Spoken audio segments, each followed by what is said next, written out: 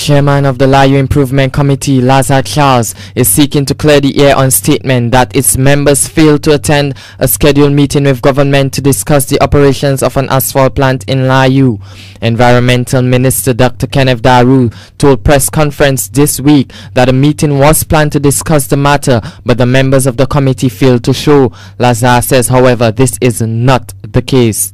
Tuesday, we had a meeting with the community where we discussed the whole matter, and at that meeting a decision was taken by the people of Layu to invite the relevant ministers to a meeting. Letters were sent in early enough. On Monday morning I had a short discussion with Mr. Darrow, the Minister of Planning, who assured me that the meeting set for Monday will come through, but however he has to discuss certain matters with his other colleagues, And I received a call from Mr. Darrow about informing me that the ministers cannot meet us in Layu. But however, they have arranged for the committee to meet with them in town at 4, which I find 12:4 is a bit a short time, Anyway, I told him I'll try and see how many people I can get to come to the meeting, but it's going to be difficult and the time is short. I called a few members, and but at the end, I could only get 3 people to attend the meeting, and I'm in a committee of 10.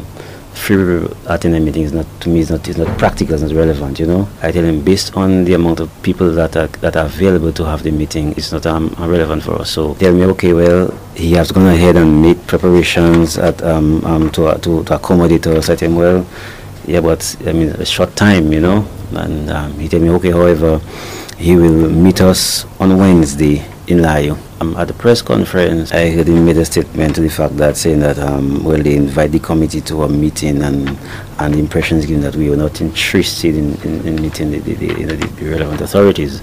But the reason why we could not have met them is because of the short space of time that they gave us to arrange the meeting.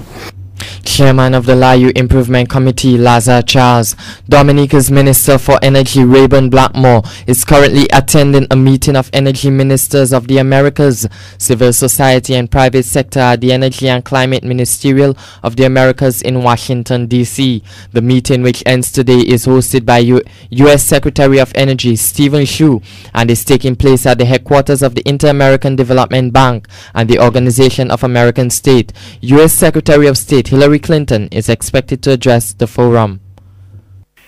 Minister Blackmore, in attending the meeting, would basically attend to the issues of that concern Dominica in general. He would, in general, present the actions that Dominica has been taken to combat our own problems with regards to energy. One of our biggest problems is the high cost of energy and electricity in Dominica. So he would present Dominica's program that would address those areas, including Dominica's involvement or participation in a program to articulate an energy policy and to deal with formulating a legislative framework for energy resource exploration and exploitation, particularly geothermal energy. The minister would also share Dominica's experiences with the meeting in terms of how we went about doing this. The partnerships that we've had with Guadeloupe and Martinique, and with the OAS, the UNDP, other CARICOM countries, and the CARICOM Secretariat specifically.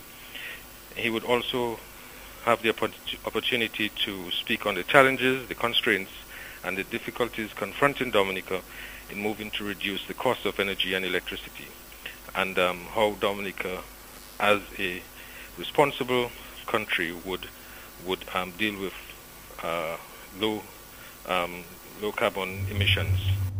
Coordinator of the Renewable Energy Program in Dominica, Michael Fidel, sociologist and criminologist Dr. Peter Seja, says the launching of the Peaceful World movement in Dominica has so far been a major success. Dr. Seja is in Dominica conducting island-wide seminars on crime prevention.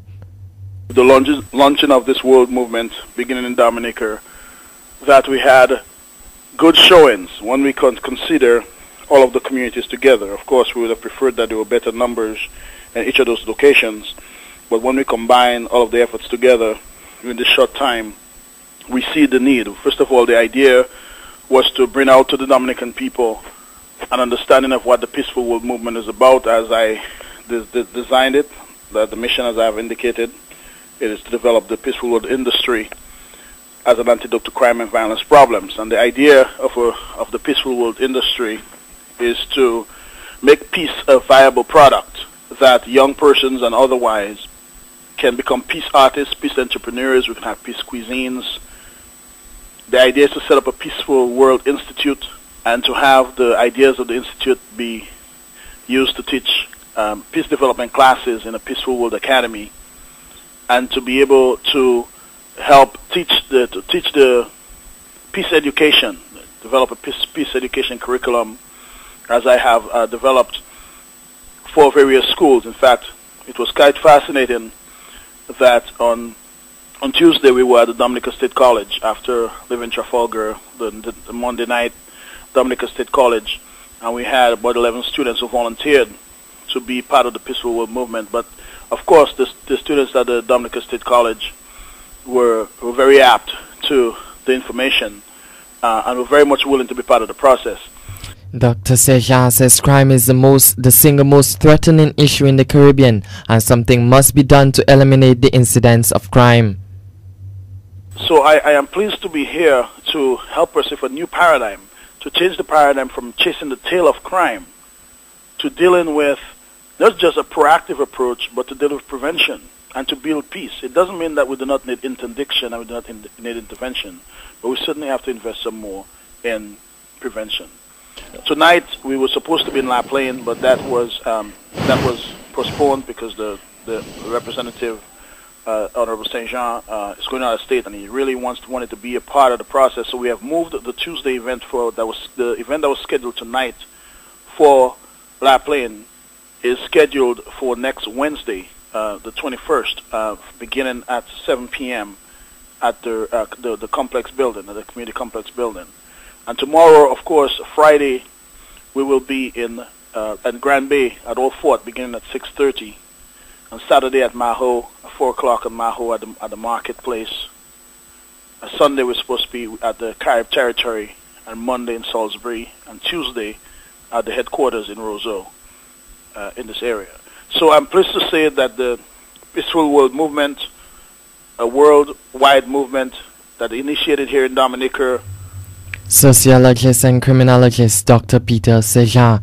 One teams in the north are being advised to attend a very important meeting to be held this weekend. Annie Libla speaks on behalf of the Northern Cricket League. As the Harris Ultima Northern Cricket League is scheduled for the 25th of April, we are calling on all team representatives to attend a very important meeting on the Players Pavilion on Benjamin Park in Portsmouth on Saturday 17th from 11 a.m. Teams are also reminded to bring in their registration forms and their monies. Please make every effort to attend. This is Annie Leblanc reporting for the Harris Ultima Northern Cricket League. That's news and sports. Kairifm News for total and complete unbiased news coverage. Bigger and better than ever. Follow the best news. It's only on Kairifm FM. Stay here.